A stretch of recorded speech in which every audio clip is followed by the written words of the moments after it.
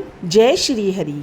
आपने वैशाख मास के अध्याय 6 में पढ़ा कि मिथिलापुरी के राजा के यहाँ छिपकली का। अब 7वां अध्याय। श्री नारद जी बोले, मिथिलापुरी का धर्मात्मा राजा इस अद्भुत चरित्र को देख हाथ जोड़कर सुखपूर्वक बैठे हुए ब्राह्मण से कहने लगा, हे महात्मन, मैंने यह बड़ा अद्भुत तथा आश्चर्यमय चरित्र देखा, जिनके धर्म के प्रताप से इक्ष्वाकुस वंशीय राजा को मोक्ष की प्राप्ति हो गई। इस धर्म को विस्तार से कृपा कर मुझे सुनाइए। राजा के प्रश्न को सुनकर महात्मा ऋतुदेव धन्य है कहकर राजा की प्रशंसा करते हुए बोले, हे सौम्य, शुभ भागवत धर्मों का वर्णन मैं तेरे आगे करता हूँ। इनको जान लेने से प्राणी सांसारिक जन्मादि बंधनों से छूट जाता है।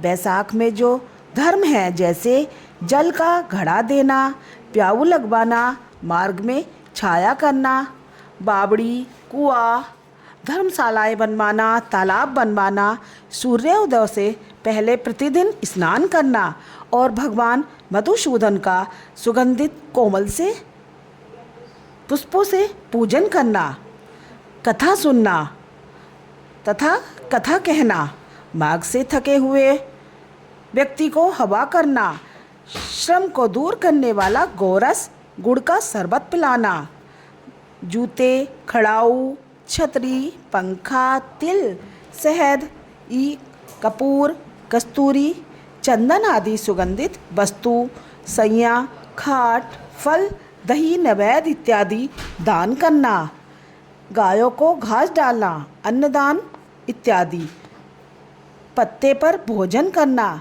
यह सब धर्म वैशाख मास में उत्तम है। स्त्रियों को माधव भगवान का पूजन फूलों से करना चाहिए। ऐसा न करने से पुत्र, आयु तथा पति सुख प्राप्त नहीं होते। वैशाख मास में जल व अन्नदान भूखे प्राणियों को अवश्य कराना चाहिए। न करने से पशु और पिशाच योनि मिलती है। हे राजन, मैं अन्नदान न करने की एक अद्भुत कथा तेरे सामने कहता हूँ। रेवा नदी के किनारे मेरे पिता पिशाच होकर भूख और प्यास के मारे शिथिल होने से उनकी क्षुधा और तृष्णा बढ़ गई थी। छायाहीन सेवल के वृक्ष के पास अन्न न मिलने के कारण अपना ही मांस खाने से कंठनली के बीच में मांस फंस गया था। कंठनली का छिद्र सूक्ष्म हो जाने से पीड़ा के कारण प्राण जाने का भय था। कुआं, बावड़ी, शीतल जल को विष समझते थे। मैं गंगा यात्रा के निमित्त जा रहा था, तब मार्ग में दैवयोग से रेवा नदी के किनारे पर पहुंचा। वहां यह अद्भुत दृश्य देखा कि शाल्मली के वृक्ष की जड़ में एक पिशाच भूखा प्यासा चिल्लाता हुआ अपना मांस खा रहा है। वह पापी मुझे मारने के लिए दौड़ा, परंतु मेरे तेज के मारे निहत हो गया। मेरे हृदय में दया उत्पन्न हुई। तब मैंने उससे कहा, डर मत, तू कौन है, जल्दी बता, तुझे कष्ट से अभी छुड़ा दूंगा। मेरे ऐसा कहने पर मुझे अपना पुत्र न जान कहने लगा कि पहले मैं आनर्त देश में भूभराख्य नगर में जन्मा था। मेरा नाम मैत्र था और संस्कृति गोत्र में उत्पन्न हुआ था। तब दान, विद्या और यज्ञादि से में मेरी बड़ी निष्ठा थी। मैंने संपूर्ण विद्या पढ़ी और पढ़ाई, संपूर्ण तीर्थों में स्नान किए। ही अंग, मैंने भिक्षा के लोभ से वैशाख मास में अन्न का दान नहीं किया।